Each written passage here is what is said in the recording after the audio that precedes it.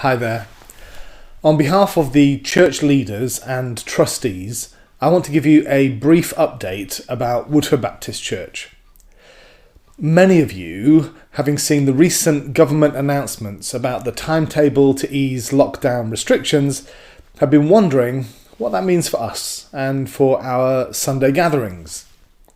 Firstly, we want you to know that we too are looking forward to the day when we can gather as a family once again. We really miss you, and we miss all that it means to be family and to be church together.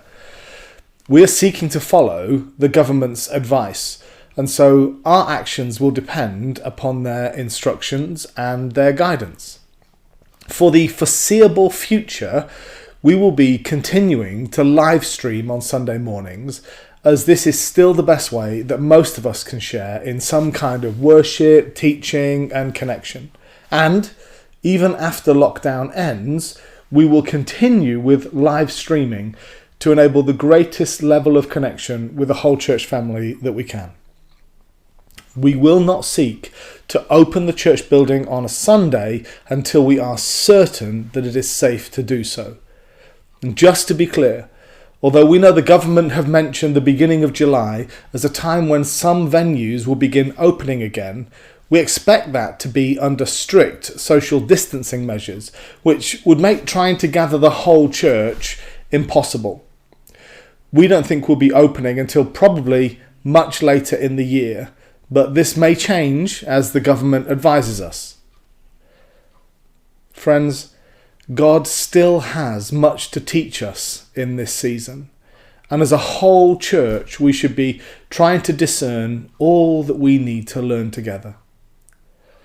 Life groups are continuing to meet online or via telephone conferencing, and I need to tell you the elders are terrifically encouraged at the way that life group members have been caring for each other so incredibly well.